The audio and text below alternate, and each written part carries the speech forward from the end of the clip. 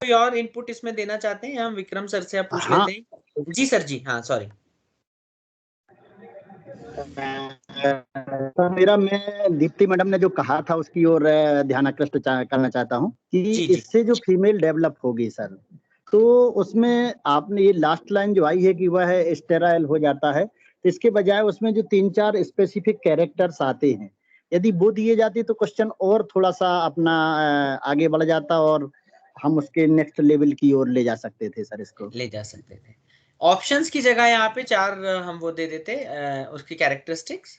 नहीं, ऑप्शन नहीं देते सर, ऑप्शन तो हाँ ठीक है सर। एक लिंगी गुणसूत्र की कमी हो जाती जिससे उसमें जो फीचर्स आते हैं, इस अच्छा। एक लिंगी गुणसूत्र की जो कमी होगी हाँ उससे जो हाँ उसमें हाँ हाँ, फीचर्स फीचर्स डेवलप आएंगे। होंगे, उन फीचर्स में एक स्टेराइल फीचर भी शामिल है। हम्म। लेकिन जो इसमें एक स्पेशली फीमेल डेवलप होती है इससे, तो वो फीमेल आ जाता और उसमें क्या क्या कमी आती है वो चीजें आ जाती तो शायद क्वेश्चन थोड़ा सा और ज्यादा इजी होता। ठीक है विक्रम सर, आपने जब ये बनाया था किस लेवल के लिए सवाल आपको लगता है कि किस लेवल का सवाल है ये? सर ये मैंने अंडरस्टैंडिंग लेवल के लिए फ्रेम किया था, लेकिन जो ये मुझे नॉर्मल लगता है सबकी राय है। जी हाँ जी सॉरी। जी नॉर्मल बच्चे क्या है, अंडरस्टैंडिंग और एप्लीकेशन के बीच का क्वेश्चन है सर एक्चुअली में। हाँ तो एक और जो यहाँ पे बात मतलब इसको जो मैं एज ए स्टैंडर्ड बनाना चाह रहा हूँ इस बात को, कि हम पॉइंट ऑफ रेफरेंस तो हम अपने बच्चों को ही लेंगे कि हमारे बच्चे, क्योंकि उनके साथ ही हम काम कर रहे हैं, बट जो हमारा फाइनल लेवल है वो हमको ध्यान में रखना पड़ेगा कि हो सकता है आज के टाइम में शायद जिनके साथ हम बात कर रहे हैं, जिनको हम पॉइंट ऑफ रेफरेंस ले रहे हैं, वो बच्चे शायद इसको नहीं जानते हो या इस सवाल के बारे में नहीं जानते हो। पर जो हमारा लक्ष्य है वो ये है कि वो बच्चे इन सब सवालों के बारे में जान रहे होंगे, तो हम जी उनको भी पॉइंट ऑफ रेफरेंस लेके चलें कि एक तो जिस बच्चे के साथ मैं काम कर रहा हूं और जो बच्चा जिस जहां मैं जो मेरा डेस्टिनेशन है वहां पे बच्चा कैसा सोचेगा, तो अगर उसको भी हम समझ पाएंगे तो मुझे लगता है कि शायद हमारे सवाल और बेहतर होते चले जाएंगे, क्योंकि अभी हमारा पॉइंट ऑफ रेफरेंस जो है वो मेरा ही बच्चा है और उसमें हो सकता है कुछ खामियां हो, मतलब अभी उसके विषय की समझ उतनी गहरी ना हो, पर आगे आगे जैसे जैसे बढ़ेगी उसकी विषय की समझ बढ़ेगी, तो हमको अगला लेवल भी देखना चाहिए जहां पे हमें बच्चे को लेके जाना है कि इस प्रकार के सवाल वैसे वहां दिखने चाहिए। Just to make it clear कि हमारा पॉइंट ऑफ रेफरेंस भी बदलना जरूरी है। चलिए तो इसके आगे चलते हैं। ये एक सवाल है जिसपे काफी मेहनत की गई है, प्रमोद सर का सवाल है, इसलिए मैंने रखा है क्योंकि मेहनती सवाल है ये।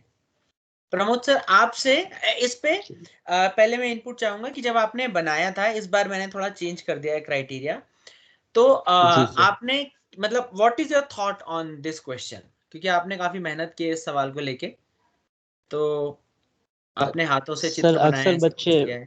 जी सर पिछले 10-12 सालों के एक्सपीरियंस से एक चीज मैंने देखी कि जब भी बच्चों को मैं ये टॉपिक पढ़ाने जाता हूँ वो एंड्रोशियम और गाइनोशियम के फॉर्मेशन में कंफ्यूजन महसूस करते हैं। बहुत अच्छे, ठीक है। इसीलिए उन्हीं दोनों चारों को ऑप्शन में ही रखा है। तो ये सवाल क्या है इस पे थोड़ी चर्चा कर लेते हैं। तो अगर कुंदन मैडम को इस विषय में थोड़ा और मतलब अगर उनका कहीं पे ब्रशअप होना होगा तो हो जाएगा, और उसके बाद फिर आगे चलते हैं। तो आप पहले एक्सप्लेन कर लीजिए ये है क्या एग्जैक्टली exactly, क्या होना है, फिर बाकी लोगों से इनपुट लेते हैं आपके डिस्कशन के बाद। सर मुझे कहा गया है। हाँ हाँ आपसे ही कहा है। अच्छा मैं आपसे रिक्वेस्ट कर जी। रहा हूँ कि एक बार आप ये सवाल समझा लीजिए, करना क्या है वो समझा लीजिए, एक्सपेक्टेशन क्या है और करेक्ट आंसर कौन से हो सकते हैं पॉसिबल, मिसकंसेप्शंस क्या हैं, बेसिकली ये सवाल पूरा समझा दीजिए, इसके बाद इनपुट्स पे हम जाएंगे। जी। एक स्टूडेंट फ्लोरल डायग्राम्स को रिप्रेजेंट करने की इच्छा रखता है और उसे उस डायग्राम में मोनो एडेल्फस एंड्रोशियम को व्यक्त करना है। जी हमने 4 ऑप्शन दिए हैं और चारों ऑप्शन में से पूछा गया है कि इनमें से कौन सा प्रिसाइसली मोनो एडेल्फस एंड्रोशियम के डायग्राम को प्रदर्शित करता है। हाँ, तो एक बार आप मोनो एडेल्फस भी समझा देंगे जरा। मोनो एडेल्फस का मतलब है सर जिसमें एक ही स्टेम में स्टार्ट में सारे एंड्रोशियम स्थापित होते हैं। ठीक है, ठीक है। तो अब इसमें हमको ढूंढना है कि कौन सा मोनो एडेल्फस है। जी अब इसमें बच्चे का मिसकंसेप्शन कहाँ पे होगा? आपको क्या लग रहा है कि क्या मिसकंसेप्शन होगा बच्चे का? ए वाले में उसे ऐसा लगेगा जैसे अगर ये फीमेल पार्ट को मेल पार्ट समझेगा तो ये सोचेगा कि वो सारे एक साथ है, मोनो यानी वो ग्रुप के रूप में से लेगा, और गाइनोशियम वर्सेस एंड्रोशियम कंफ्यूज होके वो एक ही तरफ जाएगा। ठीक है, ठीक बी है। Is the right option. C वाले में वो ग्रुप के ऊपर ध्यान देगा कि एडल्फ उसका जो डायग्राम है वो एंथर्स की तरह रिप्रेजेंट कर रहा है, तो वो उसकी तरफ जा सकता है कि ग्रुप में है, इसीलिए इसे मोनोडेल्फिस एंड्रोशियम कहा जाएगा। और डी वाला क्योंकि एक ही है, पूरा जुड़ा हुआ है यू शेप, तो उसे वो मोनो सिंगल मान के उसको टिक कर सकता है।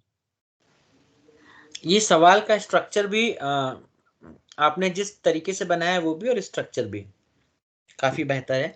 अब हम इस पे फीडबैक ले लेते हैं सबसे कि क्या सवाल आप, what is your opinion everyone, and please help us कि आपका क्या फीडबैक है, किस कैटेगरी ऑफ क्वेश्चन में ये आ सकता है ब्लूम्स के हिसाब से, और क्या बच्चे के मिसकंसेप्शंस हमें पता लग सकते हैं इस सवाल से?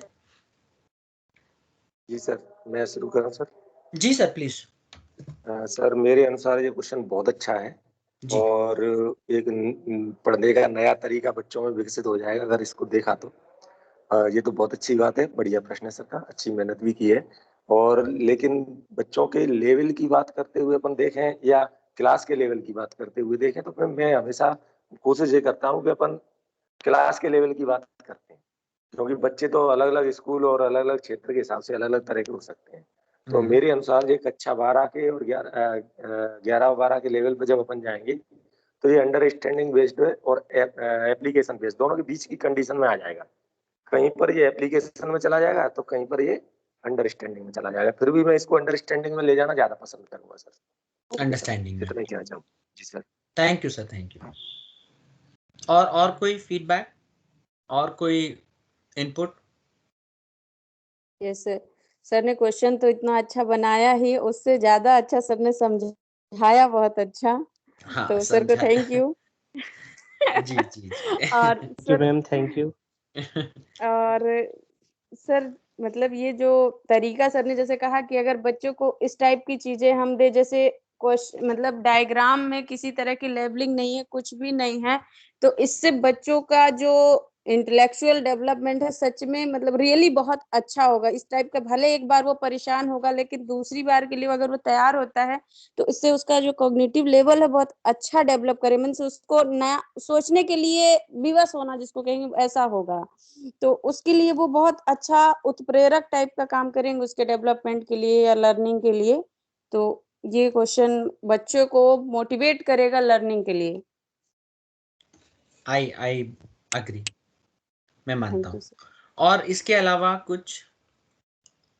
Vikram sir sir, Deepti according ma'am. To my जी पॉइंट जी जी, बताएं, आप बताएं, मेरा सॉरी। सर इसमें ये सर कि अंडरस्टैंडिंग बेस्ड क्वेश्चन है, साथ में इसमें एप्लीकेशन ऑफ नॉलेज का भी ये क्वेश्चन हो रहा है, क्योंकि डायग्रामेटिकली हम इसको रिप्रेजेंट कर रहे हैं तो बच्चा उसको नॉलेज को जो उसने कंसेप्ट लिया है, जो कंसेप्ट उसके पास है उसका एप्लीकेशन भी यहाँ पर हो रहा है। सो वैरायटी क्वेश्चन तो बहुत अच्छी क्वालिटी में है कि ये एप्लीकेशन बेस्ड भी है और अंडरस्टैंडिंग बेस्ड क्वेश्चन भी है। सर मेरा यहाँ पर एक रिक्वेस्ट थी कि जो हम क्वेश्चन को जो डिस्कस कर रहे हैं फीडबैक लेते हुए, तो प्लीज एक स्टैंडर्ड क्वेश्चन सेम क्वेश्चन को हम किस तरह से कह सकते हैं वो भी प्लीज जरा एक्सप्लेन कीजिए कि जो सब मान लीजिए इस क्वेश्चन को हम डिस्कस कर रहे हैं, इसके जो मेरिट्स डिमेरिट्स हैं वो भी डिस्कस कर रहे हैं, तो अगर इसी क्वेश्चन को हम स्टैंडर्डाइज क्वेश्चन के फॉर्मेट में फ्रेम कर रहे हैं तो फिर इसमें किस तरह से इसको फ्रेम कर सकते हैं, वो प्लीज जरूर input.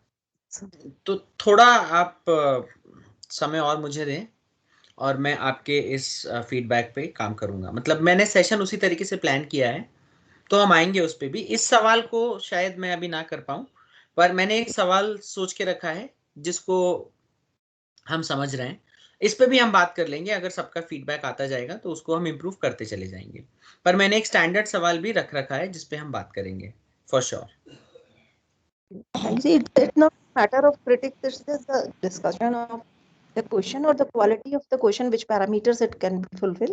So according to that, what is the standard quality? So please, you have to discuss in that also. Yes, yes, ma'am. उस पे we'll come to that. That is part of the discussion. We'll come to that. Thanks for the feedback, will come to that. और कोई input इसमें किसी का? Sorry sir, just a time check, it is 1 o'clock, just a time check. Yes, thank you. So anyways, we will be closing by what time, just to check? 11:30, so I think we will close at 2. 2, no? Yeah. हाँ, okay, then it's fine. ठीक है, तो और किसी का feedback यहाँ पे कोई किसी प्रकार का? Yes sir. जी शंकर सर।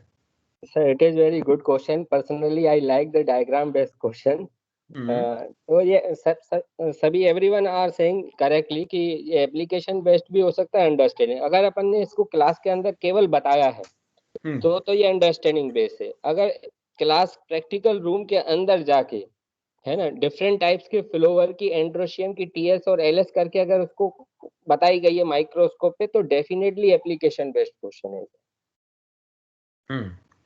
क्योंकि बच्चे को यहाँ पे काफी सारा काम करना पड़ रहा है। Yes sir, definitely.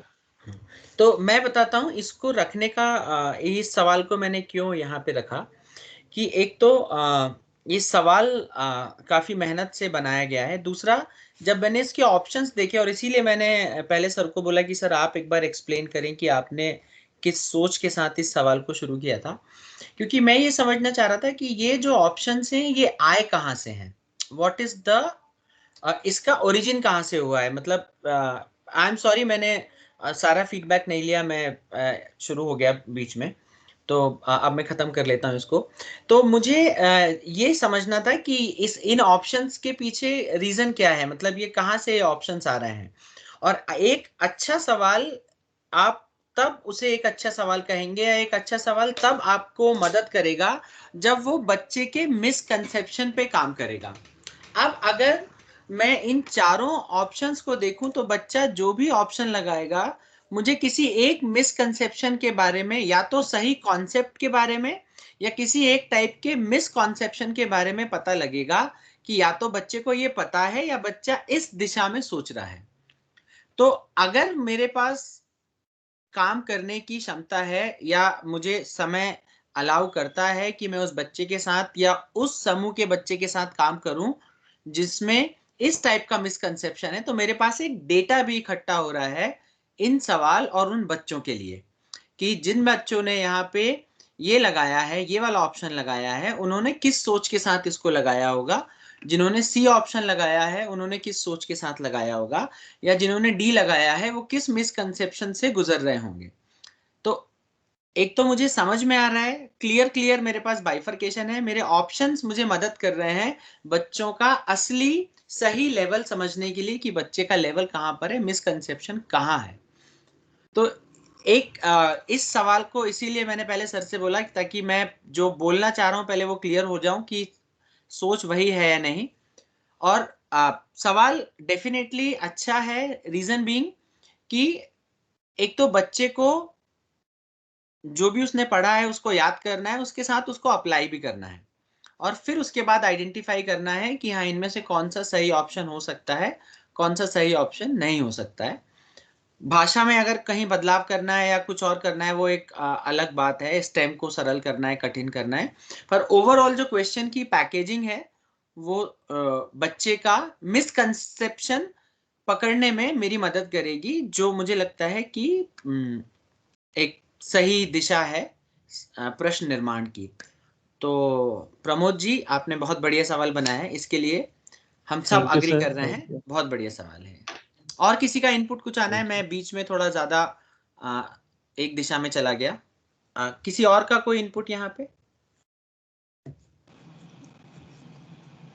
Mukesh ji, Vikram sir. Sir मैं आपकी बात से बिल्कुल सहमत हूँ, और इस तरीके का प्रश्न सर बहुत अच्छा है sir. Thank you sir, thank you. चलिए आगे चलते हैं। ये सवाल, एक सेकंड में इसको थोड़ा, ये दिख रहे हैं आपको चारों ऑप्शंस दिख रहे हैं, पर इसमें शायद रीजन नहीं आ रहा है, रीजन नहीं आ रहा है। आपने रीजन भी डाला है ना? नहीं, रीजन नहीं है, ठीक है, फिर मैं इसी को प्ले कर लेता हूँ। हाँ जी, तो ये शंकर सर का सवाल है कक्षा 10 का, और इसका टेस्टिंग ऑब्जेक्टिव है whether student knows about the right direction of reflex action। अच्छा, ये सवाल आपने सुधार लिया है अब, बहुत बढ़िया। तो given diagram shows the reflex action on the basis of this diagram and conventions choose the right direction of the reflex action। ठीक है, और इसमें एक चित्र दिया गया है और इसके साथ फिर 4 ऑप्शंस हैं। हमको पता करना है कि जो रिफ्लेक्स एक्शन का डायरेक्शन है वो कौन सा सही है, किस दिशा में सही जो ये जो हमारे ऑप्शंस हैं, अगर इसका हम सीक्वेंस देखें तो कौन सा सीक्वेंस सही होगा।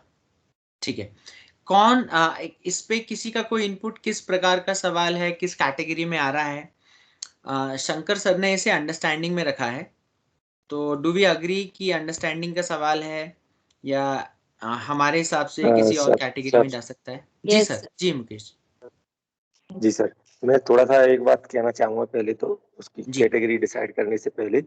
सबसे पहले तो सर इसमें क्वेश्चन के और इसके डायग्राम के ऑप्शन की जब बात अपन कर रहे हैं तो यहाँ डायग्राम का यूज नहीं हो पा रहा है ऑप्शन के साथ।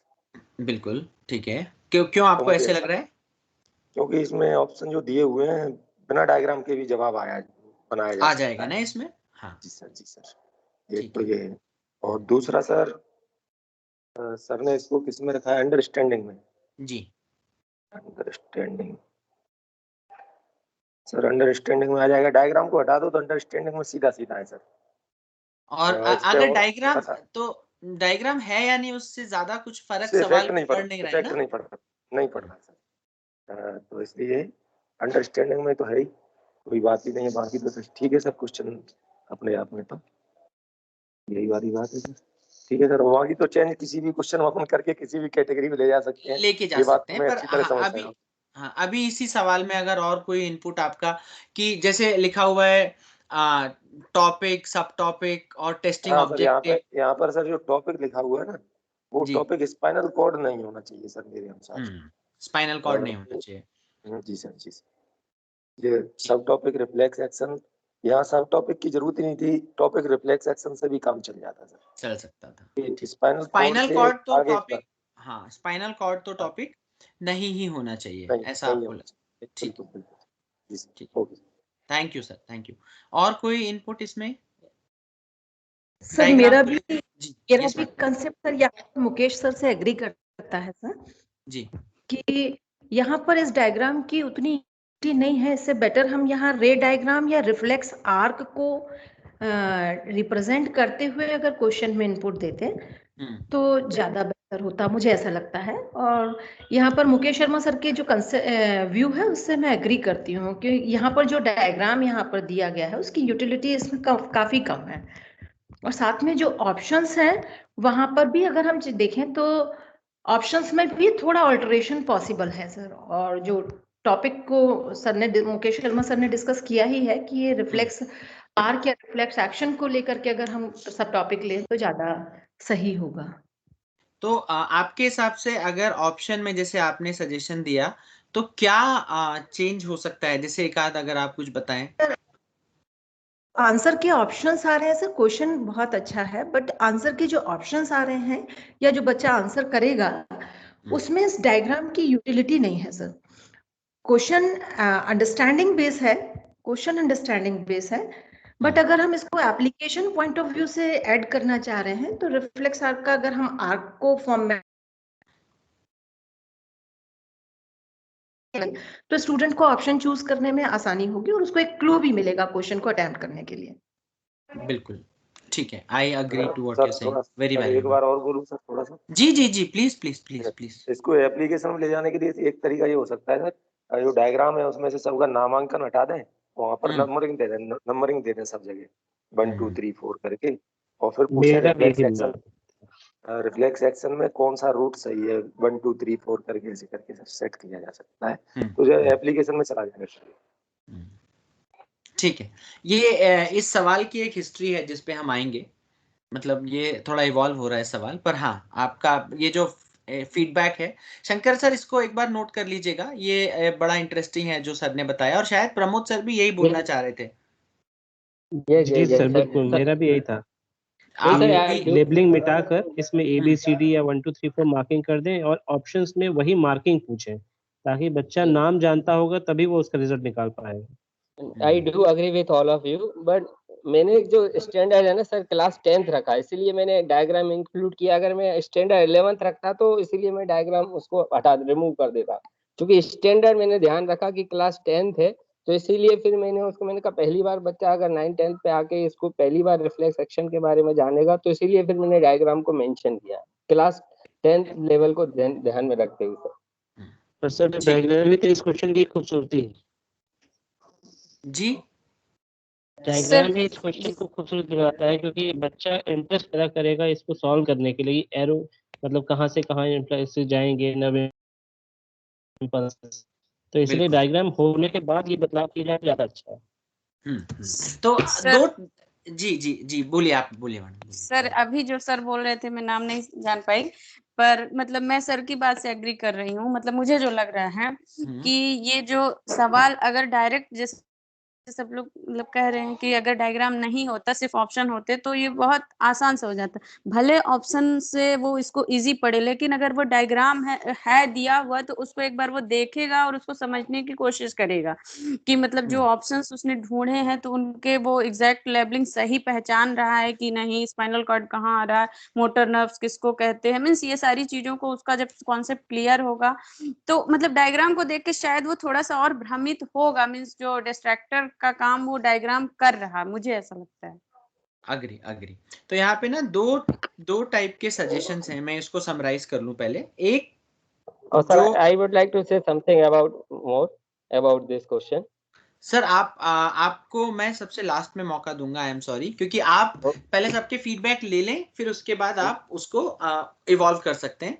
मैं यहाँ पे सिर्फ एक बार, आई एम सॉरी सर, इसके लिए मैं आपसे क्षमा प्रार्थी हूँ।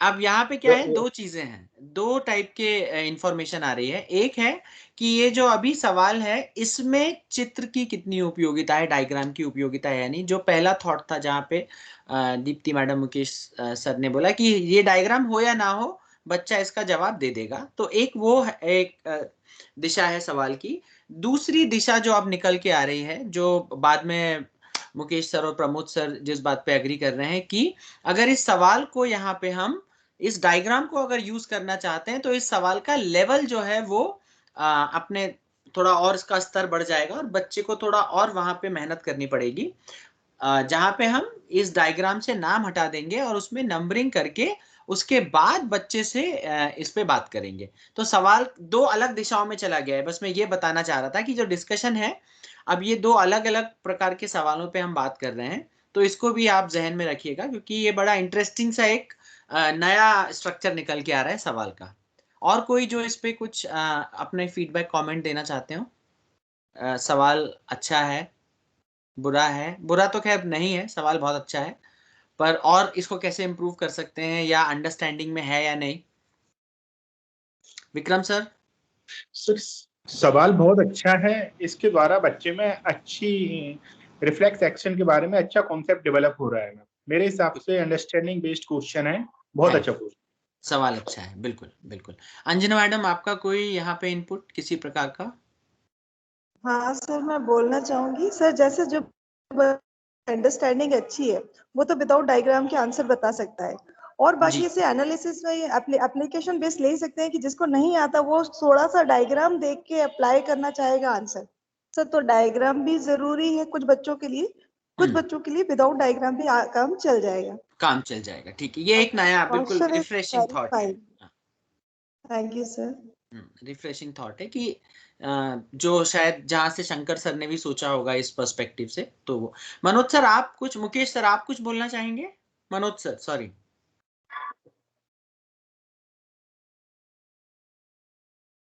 हेलो जी सर। सर, इस टाइप के क्वेश्चन में जो शुरू में जो सुझाव आया था वो मुझे बहुत ही अच्छा लगा है कि यदि हम इसको सर ABCD में कन्वर्ट करें तो सर बहुत ही अच्छा होगा सर। हाँ, एक नया सवाल निकल के आएगा ना, मुझे भी अच्छा लगा जी। इसमें सर जो आपके सेंसरी और मोटर, स्पाइनल कार्ड और जो रिसेप्टर्स हैं, सेंसरी ऑर्गन हैं, इनको सर ABCD में कन्वर्ट करके और फिर बच्चों को समझाया जाए तो शायद बहुत ही शानदार हो जाएगा ये सर। बिल्कुल बिल्कुल। सर शंकर सर, अब आपका प्लेटफॉर्म है, अब आप बोल सकते हैं। नहीं sir, I do agree with all of you. Diagram मैंने इसलिए मेंशन किया था, आई एम सेइंग अगेन, कि क्लास 10th लेवल जो 10th, मैंने हाँ, रखा था, हाँ, उसको मैंने उसी कारण मैंने डायग्राम मेंशन किया। अदरवाइज क्लास 11th या 12th रखता तो definitely I will remove the diagram. और सेकेंडरी इसमें सर मैंने डायरेक्टली नेम नहीं है इस डायग्राम में, अगर कोई देखेगा अगर जूम करके तो इसमें मोटर नर्व नहीं लिखा हुआ है, सेंसरी नहीं लिखा हुआ है, इफेक्टिव एंड अफेक्टिव लिखे हुए हैं। एफरेंट तो वो एंड भी एक, इफरेंट, हाँ, एफरेंट एंड एफरेंट लिखे हुए, तो वो भी कॉन्सेप्ट है उसके पीछे एक, आई थिंक सर। तो जो अंजना जी ने बोला था वो भी मुझे थोड़ा रिफ्रेशिंग लगा, सॉरी, वो भी जो आपका पक्ष है शायद वही उनका भी पक्ष था, कि दोनों तरफ से वो डिस्कशन हो सकता है। Otherwise I do agree with all of. तो एक मैं आपसे रिक्वेस्ट करना चाहता हूं शंकर सर, इस सवाल Yes, sir, को definitely. मॉडिफाई करिएगा, जो अभी हमें सजेशन मिले हैं, इस सवाल को उस दिशा में सोचिएगा और देखिएगा कितना खूबसूरत बनता है, कैसे होता है। ये बड़े अच्छे फीडबैक हैं, तो इस पे हम एक सवाल बनाते हैं, है ना? Definitely I will modify it sir. चलिए, इस सवाल को ऐसे रहने दीजिएगा, वो एक नई, दो सवाल बन गए हैं अब आपके पास, एक तो ये है और एक जो दूसरा बनेगा, है ना? Okay okay sir. चलिए अगला, ये भी शंकर सर आपका ही सवाल आ गया है, तो इस पे भी बात कर लेते हैं।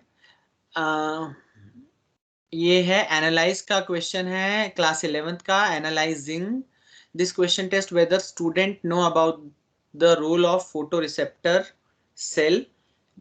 सवाल है, नेत्र में पाई जाने वाली फोटो रिसेप्टर कोशिकाएं रॉड्स कम प्रकाश में देखने में सहायता करती हैं। किन जंतुओं के समूह में रॉड्स की संख्या अधिक हो सकती है? ठीक है, एक ऑप्शन तो मुझे इसमें अच्छा लग रहा है, तो बैट जो है वो इसमें मुझे बड़ा अच्छा एक ऑप्शन लग रहा है, कि थोड़ा बच्चे को मेहनत करनी पड़ेगी। एक और मेरा इसमें इनपुट है जो मैं सबसे लास्ट में या बीच में देना चाहूंगा। कोई इसमें किसी का इनपुट, किसी प्रकार का सवाल को लेके या टेस्टिंग ऑब्जेक्टिव को लेके किस प्रकार का सवाल है? क्या एनालाइज लेवल, मतलब एनालाइज करने के लिए? सर, जी सॉरी, जी बताइए। सर इसमें थोड़ा सा बेट 3 में आ गया है ना सर, तो हाँ, उसकी वजह से ऑप्शन थोड़े सरल हो गए हैं, बाकी क्वेश्चन बहुत अच्छा है सर। तो बेट मैं को 2 वही, में कर लेते, हाँ, बेट को 2 में कर लेते, 2 में से बेट को हटाते तो 2 पे बच्चों का हुआ था थोड़ा सा कंसंट्रेशन। तो एक्चुअली जो मैं थोड़ा कहना सा चाह रहा था क्वेश्चन, कि मेरा दूसरा इनपुट था जो मैं बाद में दूंगा, वो यही था कि आपने बैट बड़ा सोच समझ के डाला, पर वो बैट इतनी जगह आ गया कि उसने सब बैट आउट कर लिया। बिल्कुल सर, बिल्कुल। क्वेश्चन बहुत अच्छा है सर, और एनालिसिस में जाएगा कि नहीं जाएगा इस पे मैं थोड़ा सोच नहीं पा रहा हूँ। हाँ, तो हम इस पे भी चर्चा, हो सकता है जैसे जैसे इनपुट आएगा तो हम शायद इस पे सोच पाएंगे। और कोई एनालिसिस में इनपुट? तो नहीं जाना चाहिए, इस हाँ, इन ऑप्शन के साथ एनालिसिस में नहीं जाएगा सर। ऑप्शंस के साथ एनालिसिस में नहीं जाएगा, ठीक है, ठीक है। और कोई इनपुट किसी का? जी जी सर, चूंकि सर ऑप्शन तो है ही, और उसके साथ में चूंकि ऊपर उसका डिस्क्रिप्शन भी दे दिया गया है कि मैंने रॉड्स काम क्या करती हैं, तो उसके बाद फिर एनालाइजिंग नहीं रह जाएगा सर, मतलब थोड़ा हल्का सा अंडरस्टैंडिंग होगा तो भी क्लियर हो जाता है। हो जाता है, ठीक है। जी सर। ये एक आपने बड़ी इंटरेस्टिंग बात बोली है कि क्वेश्चन में भी एक हिंट है जो बच्चे को मदद कर सकता है अगर वो उसे ध्यान से पढ़ ले तो, ठीक है, जी सर। ठीक है। और कोई इस पे इनपुट देना चाहता है? दीप्ति मैम, टेस्टिंग ऑब्जेक्टिव बदल जाएगा सर, टेस्टिंग ऑब्जेक्टिव बदल जाएगा? क्योंकि फर्स्ट लाइन में खुद ही बता दिया गया है कि फोटो रिसेप्टर कोशिकाएं रॉड्स कम प्रकाश में देखने में सहायता करती है। हाँ, तो वो बदल जाना चाहिए, है ना? जी जी बिल्कुल। आज के डिस्कशन में लगा, हालांकि हम लोग पहले भी डिस्कस कर चुके, पहले सही दिख रहा था। सही है, सही है। जी इसीलिए ये सवाल है यहाँ पे कि ये बेहतर होते चले जाएं। और इसके अलावा कोई और इनपुट? जी सर, मुझे अब क्लास के अकॉर्डिंग भी मतलब इजी हो जाएगा, क्योंकि 11th क्लास का है। अगर यही क्लास मैंने 10th क्लास के लिए होता तो मतलब अंडरस्टैंडिंग लेवल पे आएगा, लेकिन 11th के लिए तो और इजी हो जाएगा सर, ये मुझे लगता है ऐसा। क्योंकि वो इसके बारे में ज्यादा पढ़ चुके होंगे पहले। पढ़ चुके होंगे और मैंने क्वेश्चन में ही हिंट पर्याप्त है। बिल्कुल बिल्कुल। तो मुझे शंकर सर बस दो ही चीजें जो शायद मुकेश सर ने मुझसे पहले कह दी, कि एक तो बैट बड़ा इंटरेस्टिंग ऑप्शन था, पर वो इतनी जगह आ गया है ना कि वो अपने आप ही रूल आउट हो रहा है। तो अगर बैट को थोड़ा सही तरीके से यूज करते तो मुझे लगता है कि शायद आपका एक डिस्ट्रैक्टर बन सकता था यहाँ पे। बहुत बढ़िया। बैट की प्लेस जो है सेकंड और थर्ड फोर्थ में चेंज करनी थी। हाँ, मतलब और जैसे बैट, आउल, इसके साथ कोई कुछ और एक ऐसा रख लेते ना, आप रैट रख लेते, तो मुझे लग रहा है बड़ा अच्छा डिस्ट्रैक्टर बन जाता आपका एक। और उसके बाद फिर हाँ, सवाल अच्छा और इवॉल्व हो सकता था, पर अभी होगा। तो इस पे जो इसमें भी ये हो सकता फीडबैक है। था, नेत्र में पाई जाने वाली रूट्स किन जंतुओं के समूह में अधिक हो सकती हैं, तो वो वाला हिंट हट जाता। हाँ, वो हिंट भी हट जाएगा। तो अब आप इसको मॉडिफाई कर सकते हैं, हम फिर से इस पे बात कर लेंगे जब ये मॉडिफाई हो जाएगा। तो क्योंकि ये प्रोसेस ही इवॉल्व करने की है क्वेश्चंस को, इसीलिए एक्सरसाइज हो रही है। तो आप इसको इवॉल्व कर लीजिए और then will work on it. तो मैं आगे चल रहा हूँ, क्योंकि थोड़ा मुझे दिख रहा है अभी समय का अभाव होता जाएगा आगे, मुझे कुछ चीजों पे बात करनी है। चलिए अब मैं अपनी कुछ स्लाइड्स पीछे जाता हूँ, और जो मैडम का एक क्वेश्चन था उस पर थोड़ी बात कर लेते हैं। तो हम जब सवालों की बात करते हैं, अभी जैसे हम ये सवाल की इतनी हमने एनालिसिस की, इन सवालों पे इतनी सारी बात की, तो इसमें हम जो अभी तक देखते आ रहे हैं वो बेसिकली दो टाइप के हम क्वेश्चंस को हमने ब्रॉडली कैटेगराइज किया है, जो आप सब यूज करते हैं अपने बच्चों को असेस करने के लिए। एक है जहाँ पे बच्चों के पास विकल्प सीमित हैं, सीमित विकल्प वाले प्रश्न, जैसे कि सही जोड़े मिलाना, सही या गलत, बहुविकल्पीय प्रश्न, या एक शब्द वाले प्रश्न की UAA जो है उसका नाम क्या होगा, उस प्रकार से। दूसरे टाइप का जो प्रश्न है वो है फ्री रिस्पॉन्स टाइप, जहाँ पे हम बच्चों को एक जैसे जो कल हमने एक चींटी वाला सवाल देखा था, जहाँ पे हम बात कर रहे थे कि चींटी रास्ता, छोटा रास्ता लेती है, बड़ा रास्ता लेती है, तो वहां पे बच्चे को हमने आजादी दी थी कि आप इसमें अपने आप से कुछ क्रिएट करके लिखिए, जो थोड़ा फ्री रिस्पॉन्स था, जहाँ पे हम कह रहे थे कि हमको 15-20%, 30% तक बच्चे को थोड़ा आजादी देनी होगी कि वो अपने आप को एक्सप्रेस कर पाए। तो वो दूसरी कैटेगरी ऑफ सवाल है। इसके अलावा और बहुत सारे कैटेगरी ऑफ सवाल हो सकते हैं, जैसे बायो में हम कह सकते हैं कि साहब चित्र बनाइए, या साइंस में हम कह सकते हैं कि एक्सपेरिमेंटेशन को वैलिडेट करिए। पर वो हम अगर उसको थोड़ा और बड़े दृष्टिकोण से देखें तो इन 2 या 3 कैटेगरी ऑफ सवाल में ही उसको हम समेट लेते हैं। तो इसीलिए हम अभी इन 2 कैटेगरीज पे बात कर रहे हैं, सीमित विकल्प वाले प्रश्न और फ्री रिस्पॉन्स वाले प्रश्न। और सीमित विकल्प पे भी जो हमारा फोकस है वो हम कोशिश करेंगे कि जो पहला है बहुविकल्पीय, उस पे बात करें। तो एक तो इस पे जो प्रमोद सर का जो सवाल था उसको मैं वापस लेता हूं, जहां पे वो एंड्रोशियम गाइनोशियम की बात कर रहे थे कि सवाल का पर्पस क्या होना चाहिए, सवाल as a teacher, as a facilitator मेरी किस चीज में मदद करना चाहिए। तो विद्यार्थियों की अवधारणाओं की गलत समझ की पहचान कर सके। एक बड़ा इंपॉर्टेंट एस्पेक्ट है सवाल का कि जो मिसकंसेप्शन है स्टूडेंट के, वो आपको पता चलने चाहिए, तभी उस पर काम हो पाएगा। विद्यार्थियों को खुद से समझकर सीखने में मदद कर सके। तो जब भी शंकर सर से मेरी बात होती है, जब भी उनका एक इनपुट आता है, तो वो हमेशा इस टाइप के सवालों पे हमेशा फोकस करते हैं कि सर सवाल जब बच्चा पढ़ रहा है तो उसको कुछ सीखने को भी मिलना चाहिए। तो ये शायद उसी प्रकार की एक बात है। अधिक से अधिक विद्यार्थियों की प्रतिक्रियाओं को जांच सके कि आपको वेरिड रिस्पॉन्स मिले, ऐसा ना हो कि सारे बच्चे एक ही सवाल लगा दें। तो इम्पोर्टेंस ऑफ डिस्ट्रैक्टर की भी हम बात कर रहे हैं। और एक और इम्पॉर्टेंट चीज है कि स्कोरिंग करना आसान हो। मतलब ऐसा ना हो कि मैं 5 बच्चों को एक टेस्ट दूं और उसको जांचने में मुझे लगभग 10 दिन या 15 दिन लग जाए, क्योंकि वो इतना लंबा लंबा उन्होंने लिखा हो या इतना डिटेल लिखा हो या ऐसा अनस्ट्रक्चर्ड लिखा हो कि मैं उसको पकड़ ही ना पाऊं। तो ये this is not the final structure कि सवाल ऐसा ही होना चाहिए, पर एक अच्छे प्रश्न के ये कुछ यूजेस हैं जिसकी हम बात कर रहे हैं यहाँ पर। और इनमें से एक टाइप का है जो है बहुविकल्पीय प्रश्न, जिसकी हम बात कर रहे हैं। तो अगर आप बहुविकल्पीय प्रश्न को देखेंगे तो ये एक बहुविकल्पीय प्रश्न है जो एक एग्जाम्पल है। अगर आप इसको पढ़ें, शंकर सर क्या आप इसको पढ़ सकते हैं मेरे लिए प्लीज? हाँ, why not sir. Thank you. हमारे मुंह में रहने वाले बैक्टीरिया दंतशय कोष्ठक में दांतों की सड़न का कारण बनते हैं।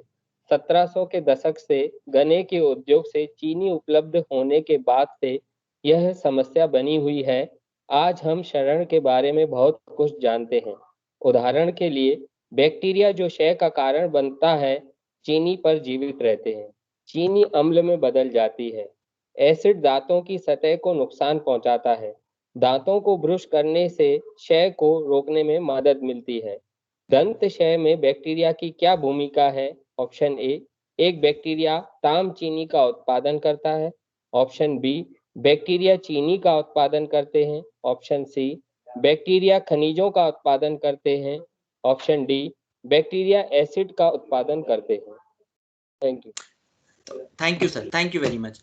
तो ये एक बहुविकल्पीय प्रश्न है जिसका एक स्ट्रक्चर है। उन्होंने कुछ इंफॉर्मेशन दी है उस जो भी वो कॉन्सेप्ट चेक करना चाह रहे हैं उसके बारे में, और 4 ऑप्शंस दिए हैं कि इनमें से कौन सा एक सही ऑप्शन हो सकता है। तो इस सवाल पे कोई आपका कमेंट कि कैसा दिख रहा है? मैडम आप जो कहना चाह रहे थे कि एक सवाल कैसा होना चाहिए या क्या स्टैंडर्ड सवाल है, उसकी तरफ हम अब शायद चल रहे हैं। तो अभी इस सवाल को लेके कोई आपका इनपुट कि बहुत बड़ा है, बहुत छोटा है? मैं इस सवाल का थोड़ा बैकग्राउंड भी आपको बताऊंगा कि कहाँ से ये सवाल आया है, क्या इसका ओरिजिन है, पर अभी सिर्फ समझना चाह रहा हूँ कि इस सवाल को लेके आपके क्या इनपुट्स हैं। कोई इनपुट अगर हो तो।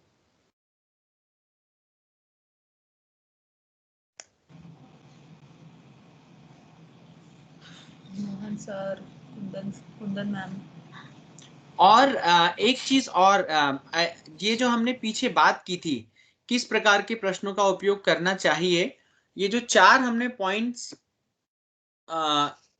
जिस पे हमने चर्चा की थी, उससे भी अगर आप इसको रिलेट करके देख पाए अगर कि क्या ये इन कैटेगरीज में से किसी एक या दो में आ रहे हैं, तो वो भी एक इनपुट हो सकता है। शायद कोई चित्रा जी, कोई शायद लॉबी में है, कोई डिस्कनेक्ट हो गया होगा जी, तो वो भी हम देख सकते हैं। जी सर, मैं थोड़ा सा इस पे बोलना चाह रहा हूँ। जी जी सर प्लीज। इसको सर जो क्वेश्चन है उसको 2 लाइन में कर देना चाहिए था जी। जैसे पहली लाइन में बैक्टीरिया के कारण दंत क्षय की क्रिया होती है, फिर अगली लाइन होती दंत क्षय में बैक्टीरिया की क्या भूमिका है। तो प्रश्न अभी क्या है, अधूरा सा लग रहा है इतनी लाइन से, थोड़ा प्रभावी सा हो जाता प्रश्न। बाकी कमी नहीं है, लेकिन और अच्छा करने के लिए मैं इसको 2 लाइन में करना चाह रहा था।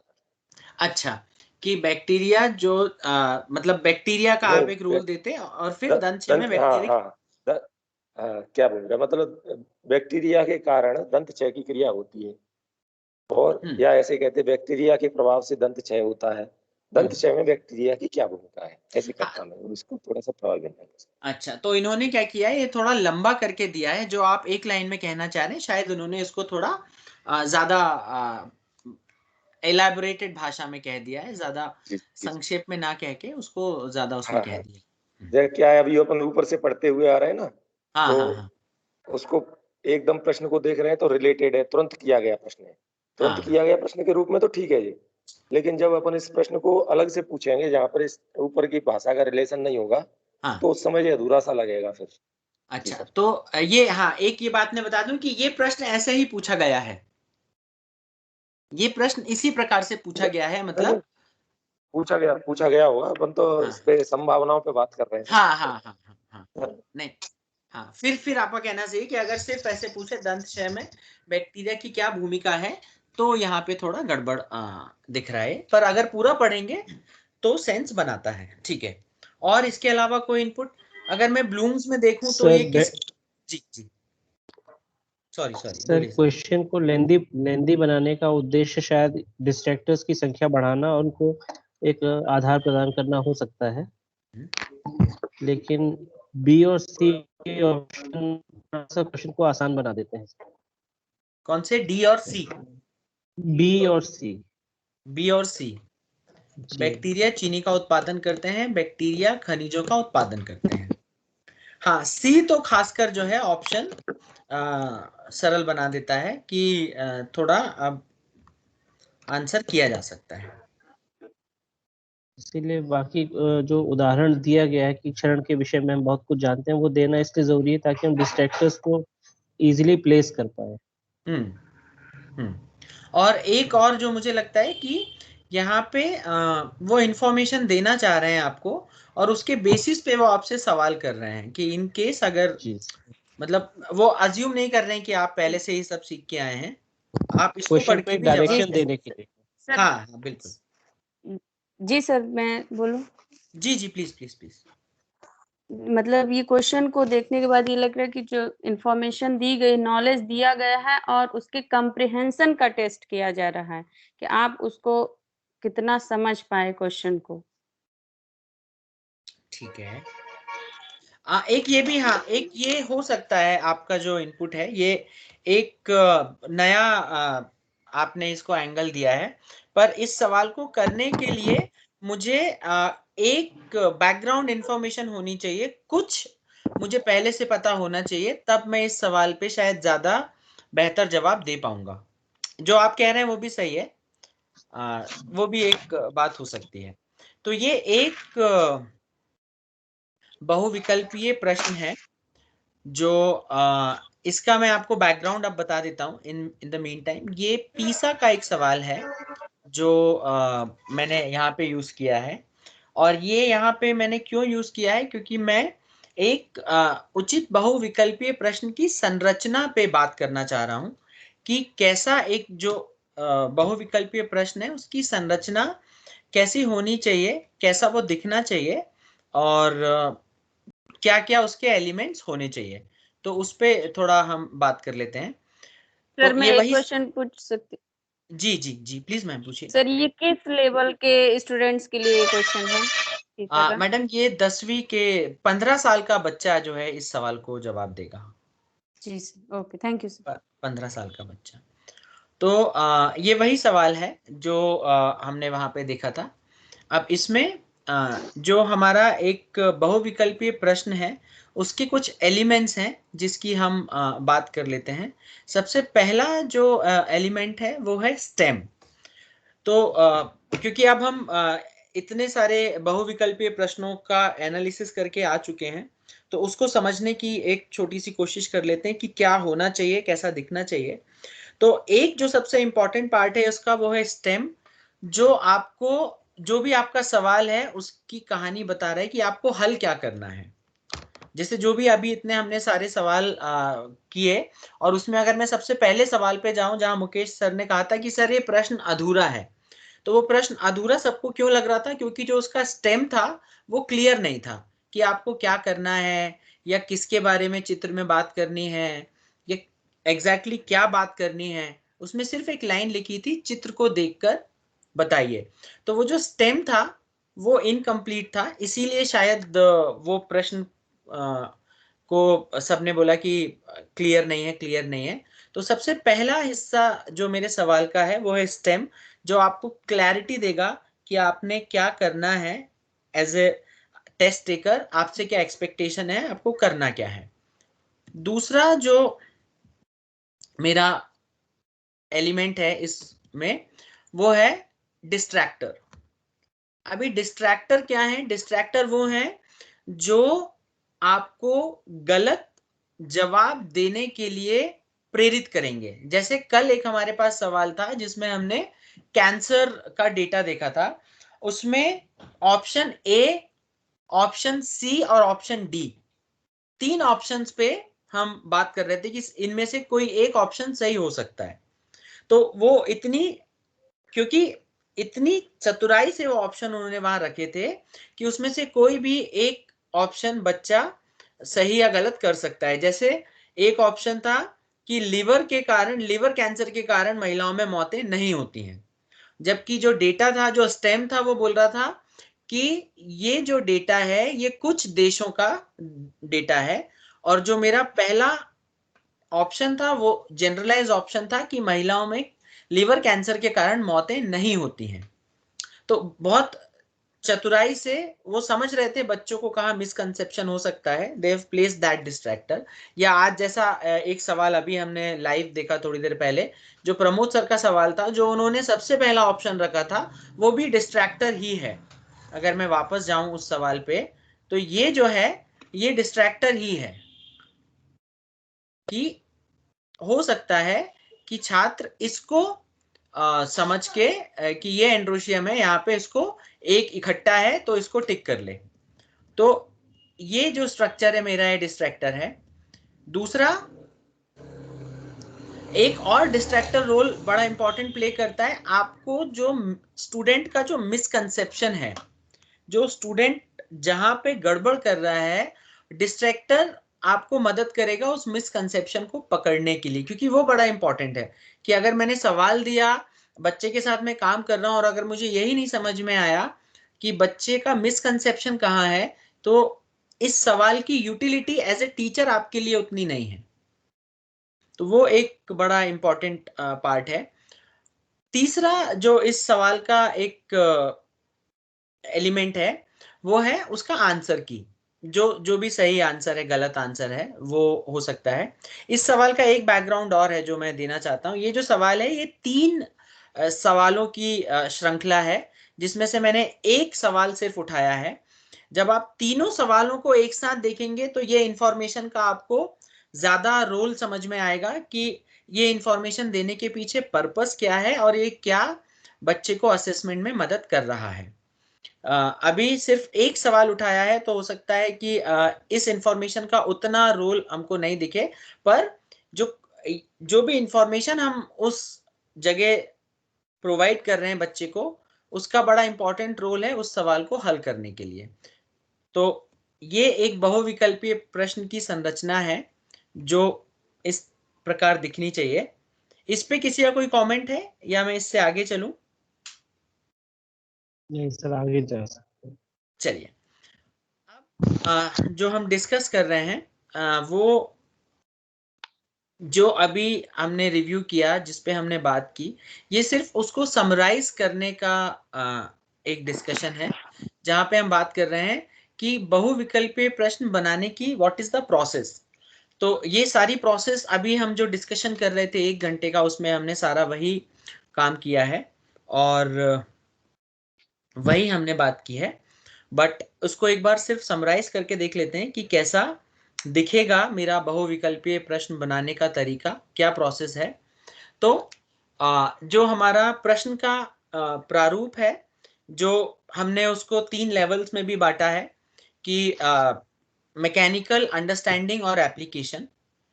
उसी के बेसिस पे हम इसको सरल, मध्यम और कठिन कैटेगरी में रख सकते हैं।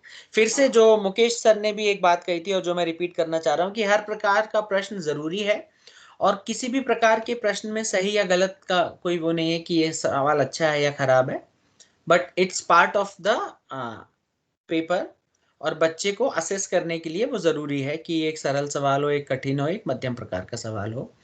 तो एक जब हम कोई भी बहुविकल्पी प्रश्न बना रहे हैं, कोई भी आइटम क्रिएट कर रहे हैं, तो उसका प्रश्न किस कैटेगरी में हो सकता है, तो वो सरल, मध्यम, कठिन हो सकता है। कैसे डिसाइड करेंगे कि वो सरल है, कठिन है या बहुत मध्यम है?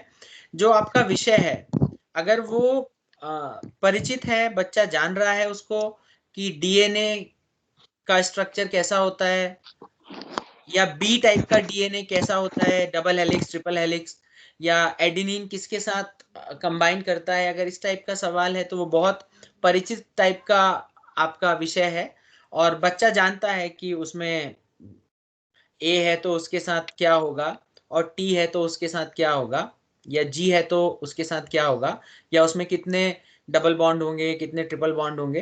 तो उस हिसाब से हम उसको सरल, कठिन और मध्यम की कैटेगरी में डाल सकते हैं। एक और यहाँ पे इम्पोर्टेंट बात है कि आपको सवाल हल करने के लिए पूर्व ज्ञान का कितना आवश्यकता है। तो जैसे यहाँ पे पूर्व ज्ञान की अगर मैं बात करूं तो मैं वापस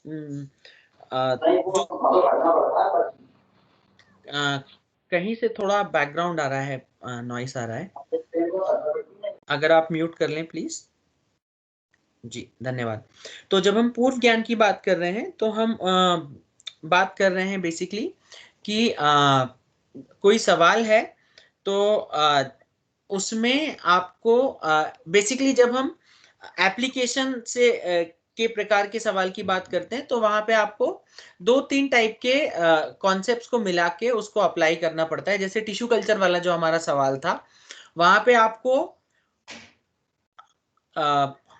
रैपिड ग्रोथ के बारे में पता होना चाहिए, वायरस के बारे में पता होना चाहिए, और वहां पे हार्मोन के रोल के बारे में पता होना चाहिए। तब कहीं जाके आप उस सवाल को शायद हल कर पाएंगे।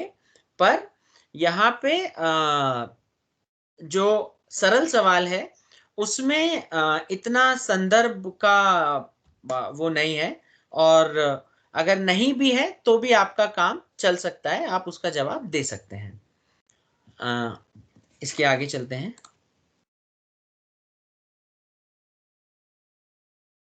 ये एक जिसपे हम बात करते चले आ रहे हैं कि स्मरण के बेस पे बात करेगा, समझ के बेस पे बात करेगा, या एप्लीकेशन विश्लेषण के उस पे बात करेगा। इस पे ये एक इम्पॉर्टेंट एस्पेक्ट है जहाँ पे हम सवाल को सरल, मध्यम और कठिन की कैटेगरी में डालते हैं। और ये एक इम्पॉर्टेंट चीज है जिसपे हम कल से शायद बात करते चले आ रहे हैं कि अगर हम ऑप्शंस को बदल दें तो भी मेरा सवाल जो है वो सरल, मीडियम एफिशिएंसी या कठिन किसी भी कैटेगरी में आ सकता है। तो अगर आप जैसे एक हमने अभी बिल्कुल लेटेस्ट सवाल देखा था रॉड्स वाला, जहाँ पे बैट 3 जगह आ गया, तो वो सवाल बहुत कठिन सवाल भी बहुत सरल हो गया। तो क्योंकि ये सब हम ये सब कर चुके हैं, तो सिर्फ उसको रिवाइंड करने के लिए मैं वो सारे एग्जाम्पल्स यहाँ पे आपको बताता जा रहा हूँ, ताकि जो भी हमने किया है उसको एक बार हम यही प्रोसेस हमने की है बेसिकली, पर अलग तरीके से की है। तो just want to rephrase it कि उसको अलग तरीके से मैं बोल दूं। पर हाँ, किया हमने यही है कि अगर ऑप्शंस आपके सही प्लेस नहीं है तो भी आपका जो सवाल है वो सरल से कठिन और कठिन से सरल की तरफ जा सकता है। यहाँ पे किसी का कोई इनपुट, कुछ डिस्कशन?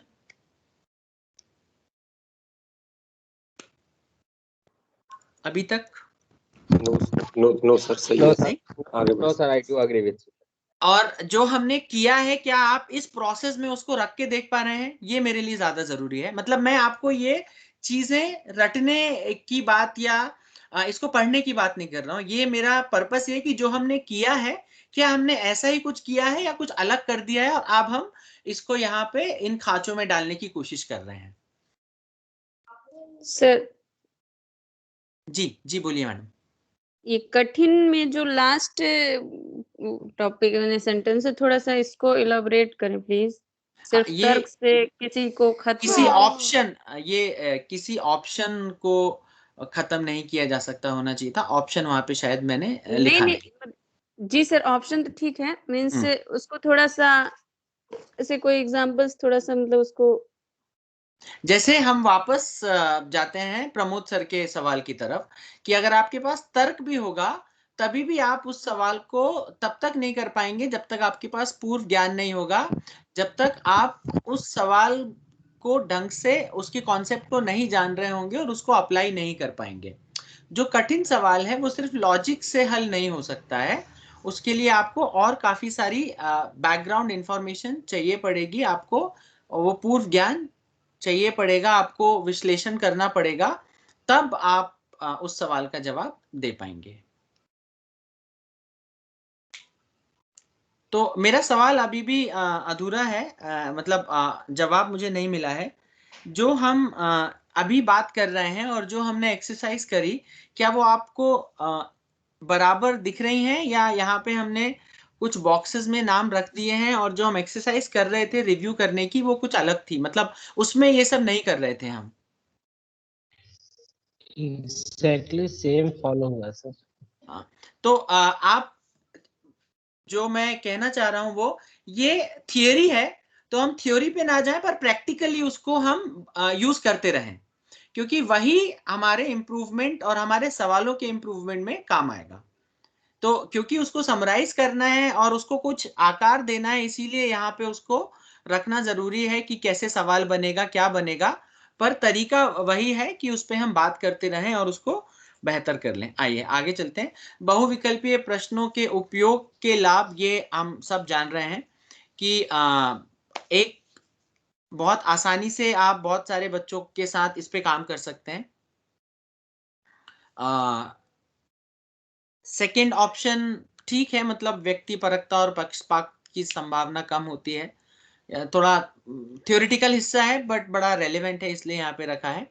और लार्ज नंबर ऑफ स्टूडेंट्स एक साथ काम किया जा सकता है, जो मुझे लगता है सबसे इम्पोर्टेंट एस्पेक्ट है। तो अब मैं आपसे चाह रहा हूं कि आप 2 मिनट लें और मुझे बताएं कि आज का जो हमारा डिस्कशन है उसमें एक पॉइंट जो आप आज लेके जाना चाहते हो, या आपको लगता है कि हाँ ये आज एक चीज है जिसको मैं फिर से यूज करूंगा, या this is helpful for me. इसके पहले कि मैं अगली स्लाइड पे आके और बात करूं। सर जो कल टास्क मिला था सही मायने में अब आज उसको हम लोग इम्प्लीमेंट कर पाएंगे। तो मतलब जो क्वेश्चन हमने बनाते समय सोचना और समझना सारी चीजें वो आज हम लोग कर पाएंगे, मुझे ऐसा लगता है। बिल्कुल, और जो हमने सवाल बनाए हैं शायद उसमें, क्योंकि वो डिस्कशन इतना फ्रूटफुल था, मुझे लगता है हम बहुत सारी अब उसमें व्यवस्थाएं, मतलब उसको व्यवस्थित कर पाएंगे और उसको अगले लेवल तक लेके जा सकते हैं। जो भी हमको लगता है कि इसमें बदलाव करने की आवश्यकता है वो हम कर सकते हैं। बिल्कुल सही, बिल्कुल सही। और कुछ? इवन ट्रेडिशनल क्वेश्चंस को भी नए ढंग से पूछा जा सकता है। बिल्कुल बिल्कुल बिल्कुल, ठीक है, थैंक यू सर, ये एक रिफ्रेशिंग थॉट आपने दिया है, ठीक है। और कुछ जो आपको लगा कि मेन कॉन्सेप्ट्स को जांचने के लिए हम पहले कभी क्वेश्चन नहीं बनाते थे, सिर्फ फैक्ट्स एंड फिगर्स को जांचने के लिए बनाते थे। अब हमारा ज्यादा फोकस कॉन्सेप्चुअल क्लैरिटी पे रहेगा कि बच्चा कितना जानता है, कितना सीख चुका है। हाँ, और मुझे लगता है उसको जानने का सही तरीका एक आपका तजुर्बा भी है, क्योंकि आप जब पढ़ा रहे हैं तो आपको पता है कि बच्चा यहाँ यहाँ यहाँ गलतियां कर ही रहा है, तो आपके पास इतना रिच एक्सपीरियंस है कि अगर आप उसको इस सवाल में उतार लेंगे तो सवाल अपने आप ही बहुत अच्छा बन जाएगा। बिल्कुल। और किसी का कोई? जी सर, जी सर, मुझे लगा कि अगर मिसकंसेप्ट पे भी अकेले पे काम कर लिया तो बाकी सब चीजें अपने आप पकड़ में आ जाएंगी सर। मिसकंसेप्ट में बच्चों को फंसाने की कोशिश करते रहे प्रश्न बनाने में, तो सब चीजें पकड़ में आ जाएंगी, मुझे ऐसा लगा। बिल्कुल, क्योंकि वही चीजें हम बार बार बच्चे के साथ काम करेंगे तो उसमें भी सुधार आ ही जाएगा। वो जहां पे गलत कर रहा है वो सही कॉन्सेप्ट डेवलप होता जाएगा। आई एग्री, ठीक है। और कोई इसके अलावा कोई इनपुट? मुझे लगता है सर काफी कुछ फायदा कल से आज तक के डिस्कशन में हमें मिला है। पहले हमारा जो सोच ज्यादातर रिमेम्बर और अंडरस्टैंडिंग पे रहता था, लेकिन हम सभी लेवल से बहुत भली भांति परिचित हो गए sir. Thank you sir, thank you, ठीक है। अंजना मैडम, आपका कोई फीडबैक, कोई कमेंट? चल रहा है ये ट्रेनिंग सर, मुझे तो इतनी शुद्ध हिंदी समझ में नहीं आती थी, लेकिन अब थोड़ी थोड़ी समझ में आ रही है। ये टर्मिनोलॉजी सर हिंदी में नहीं आती समझ में, फिर भी लेकिन आपने इतना अच्छा समझाया है कि अब मैं सारे लेवल समझ रही हूँ। अदरवाइज वो मुझे एप्लीकेशन बेस्ड और analysing evaluating I was not clear about it, but now I do understand and able to make questions. चलिए, थैंक यू। दीप्ति मैडम, आपका कोई फीडबैक? सर बहुत अच्छे से जो एमसीक्यूज और क्वालिटी क्वेश्चंस क्रिएट करने के लिए जो आपके ट्रेनिंग सेशंस है वो बहुत ही हम लोगों के लिए यूजफुल रहे, और जस्ट अपने ही फ्रेम किए हुए क्वेश्चंस में हम लोगों ने जो गलतियां निकाल करके उसको इम्प्रूव करने की कोशिश की, और आपका वे ऑफ प्रेजेंटेशन और वे ऑफ इंटरेक्शन सर बहुत काबिले तारीफ है सर, हम लोगों के लिए बहुत ही एडमरेबल है sir. Thank you so much sir. Thank you. ये सबसे अच्छी बात है। Thank you. Shankar sir, thank you. आप कुछ नहीं बोल रहे हैं? Yes sir. सबसे बड़ा आउटपुट तो मेरे लिए ये रहा कि ये सबसे अच्छी चीज सीखी कि एक क्वेश्चन के अंदर जो अपन ने ऑप्शन दिए हैं उसके राइट प्लेस की कितनी वैल्यू है क्वेश्चन के अंदर, क्योंकि वो उसी क्वेश्चन को मतलब अगर राइट प्लेस पे अपन ने नहीं रखा है तो वो उसको कितना इजी बना देता है और कितना टफ बना देता है। तो ये सबसे बड़ी आउटकम जो मेरे लिए ये रहा। और सेकंड जो मैं I do agree with Pramod sir and madam कि आपका जो सेशन रहता है बहुत ही इंटरेस्टिंग रहता है। आपकी लैंग्वेज की पकड़ आपकी, और एक और नाम लेना चाहूंगा संजय सर की, संजय गुलाटी सर, दोनों की लैंग्वेज बिल्कुल एक्सलेंट है कि हो सकता है कि हम खुद ही चाह रहे हैं कि ऐसी लैंग्वेज पे पकड़ हमारी भी हो जाए, और डेफिनेटली होगी सर, आपके साथ रहेंगे। बिल्कुल। अच्छा, मैं आपसे एक बात जहां मैं बोलना चाहता हूं कि अगर आप ये सेशन देखेंगे ना, तो इस सेशन में हमने इतना कुछ को क्रिएट किया है। देखिए, मुकेश सर के, दीप्ति मैडम के, अंजना मैडम के इतने बढ़िया फीडबैक आए, प्रमोद सर के, और इतनी ऑनेस्टली हमने काम किया है कि जो हमारा जो क्वेश्चन का लेवल है वो ऑटोमेटिकली आप देखिए कितना ऊपर चला गया। हमने किसी ने कुछ नहीं किया है, ठीक है, सबने सिर्फ फीडबैक दिया है और उसको एक्सेप्ट किया है। नहीं, आपने इतना इंटरैक्ट किया और बाकी सब लोगों ने इतना इंटरैक्ट किया, और उससे हम इतना सीख रहे हैं कि आप देखिए हमारे जो सवाल थे वो अपने आप नेक्स्ट लेवल पे जा रहे हैं। मतलब अभी मुझे दिख रहे हैं कि वो नेक्स्ट लेवल पे हैं। इस डिस्कशन के बाद अगर हमने उन पॉइंटर्स पे काम कर लिया तो हम नेक्स्ट लेवल पे आ गए हैं। नहीं? Yes I do agree. अब मैं सिर्फ 2 मिनट और लूंगा और इस स्लाइड को लगाऊंगा। अब इस स्लाइड से मैं क्या चाह रहा हूं आपसे, जैसे हमने आज एमसीक्यूज बनाए थे, ऐसे ही हम कल एक फ्री रेस्पॉन्स क्वेश्चन पे एक कल नहीं, मतलब जो भी हमारी अगली तारीख है, 1 तारीख है, उस पे हम जिस दिन मिलेंगे तो उस दिन हम ये शॉर्ट फ्री रेस्पॉन्स क्वेश्चंस पे बात करेंगे। तो स्ट्रक्चर वही है कि आप क्वेश्चन बना के दे दें और उस पे फिर हम चर्चा करें कि कैसा सवाल है। और अब क्योंकि हम सवाल में काफी हद तक आ चुके हैं, आगे हमें स्ट्रक्चर भी समझ में आ रहा है, हमको मिसकंसेप्शंस के बारे में भी समझ में आ रहा है, तो मुझे लग रहा है अब हमारे जो डिस्कशंस होंगे वो और ज्यादा एनरिचिंग होंगे, उसमें और ज्यादा मजा आने वाला है। तो ये एक आपसे अनुरोध है, इसीलिए मैंने इसको लास्ट में रख लिया था कि थोड़ा जब सब हो जाएगा तो इसको मैं छोड़ दूंगा। तो मैंने स्किल्स वही रखी है सेम जो कल वाली स्किल्स थी। इसके चारों तरफ अगर आप एक शॉर्ट फ्री रेस्पॉन्स क्वेश्चन बना पाए, फ्री रेस्पॉन्स क्वेश्चन में वापस एक बार जाके हम बात कर लेते हैं क्विकली, जहां पे आपको जो लिमिटेड चॉइस क्वेश्चन है उसके विपरीत वो सवाल है जहां पे बच्चा जो है उसको कुछ शब्दों में या कुछ लाइनों में जवाब देना है, और वो उसको एक्सप्रेस करने की आजादी है वहां पे। ऐसा नहीं है कि UAA जो है वो ओकर, अंबर, ओपल में से कोई एक ही होगा।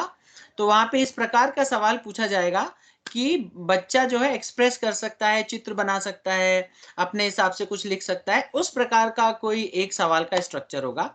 तो आप एक फ्री रिस्पॉन्स सवाल बनाएं और उसको स्कोर करने की रूब्रिक सोचें कि अगर मान लीजिए आपने बोला है कि बच्चा जो है, मैंने एक सवाल बनाया कि रिफ्लेक्स आर्क के बारे में लिखिए और उसको चित्र के माध्यम से दर्शाइए। तो ये सवाल है, अब बच्चा उसमें क्या लिखेगा, तो किसको मैं सही मानूंगा, किसको मैं थोड़ा सही मानूंगा और किसको बिल्कुल मार्क्स नहीं दूंगा, उस टाइप का एक रूब्रिक आप अपने हिसाब से बना लीजिए और जब हम मंडे को मिलेंगे तो हम एक स्टैंडर्ड या 2 स्टैंडर्ड रूब्रिक्स पे भी बात करेंगे और कुछ फ्री रिस्पॉन्स क्वेश्चंस पे भी हम बात करेंगे।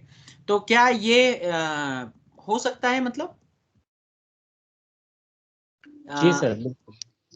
हमारे यस सर, यस जो लर्निंग आउटकम्स हैं वो सेम रहेंगे, तो इसमें कोई चेंज नहीं है। सवाल का प्रकार बदल रहा है। मेरे सवाल का प्रकार हो रहा है शॉर्ट फ्री रिस्पॉन्स। अभी मैं शॉर्ट पे बात कर रहा हूं, इसके आगे जब हम चलेंगे तो लॉन्ग पे भी आएंगे। अभी हम शॉर्ट फ्री रिस्पॉन्स पे बात कर रहे हैं।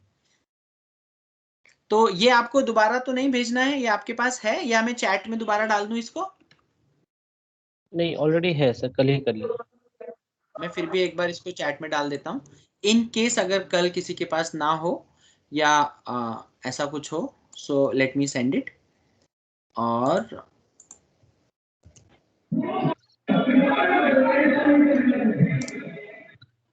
थोड़ा बड़े फॉन्ट में चला गया है, पर चला गया है। तो मुझे लग रहा है आज मैं 1 मिनट पहले ही कार्यशाला खत्म करने वाला हूँ, या 1 मिनट हो जाएगा, हाँ 2 बजे। तो अगर और कोई आपका इनपुट है तो आप मुझे बता सकते हैं, और नहीं तो thank you very much. I think this was really बहुत ही ज़बरदस्त सेशन रहा, मुझे बड़ा मज़ा आया। और आई होप कि हम सब ने कुछ ना कुछ सीखा हो। मैंने बहुत कुछ सीखा है आज। तो हम मंडे लोगों ने को भी सीखा है sir, thank you sir. Monday को इससे अगले लेवल पे लेके देख रहा हूं मैं इसको, कि जो डिस्कशन होगा वो अलग ही लेवल पे होगा। Sir, how many question we have to make Thank you, sir. on this? अगर आप इसमें 3 कैटेगरी, अगर आप 3 बना पाए तो ठीक है, नहीं तो आप 1 या 2 बना लें और उसकी स्कोरिंग पे भी सोच लें। Okay, अगर okay, एक एक सवाल भी आ जाएगा मेरे पास तो 7-8 सवाल आ जाएंगे, जिसको डिस्कशन करने okay, में मुझे अच्छा खासा समय लगेगा, 1-1.5 घंटा। okay, तो okay. वो भी चलेगा। मुकेश सर, तो ओके सर, थैंक यू आज सर। आपके जी पास सर। समय भी रहेगा थोड़ा सा सवाल बनाने का? नहीं सर, बढ़िया बनाएंगे हम तो।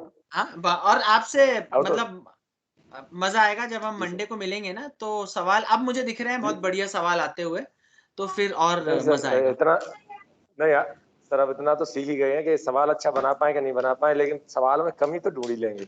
अरे नहीं नहीं सर, सवाल बहुत बढ़िया बनाएंगे आप। बल्कि मैं क्या बोल रहा हूँ, अगर जो कल सवाल हम डिस्कस कर रहे थे ना, अगर वही सवाल आप बना देते तो आज वो बहुत बढ़िया सवाल निकल के आता। जो आप होमोलोगस एनालोगस ऑर्गन्स जो आपने पकड़ लिए थे, वो आपने बनाते टाइम छोड़ दिए, ये गड़बड़ किया आपने।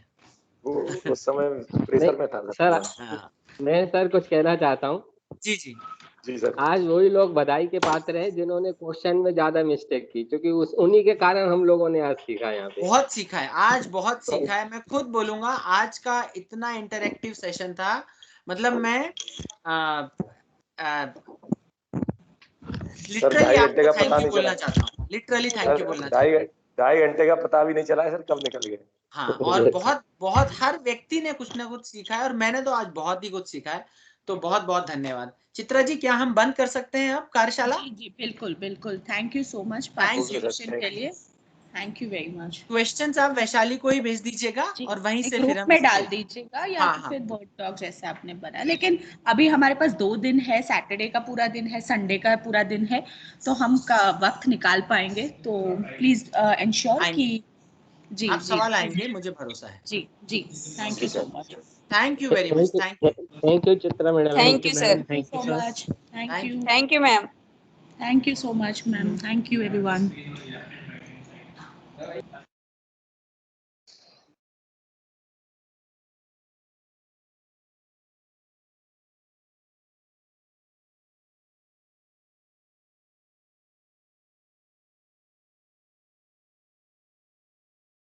चित्रा,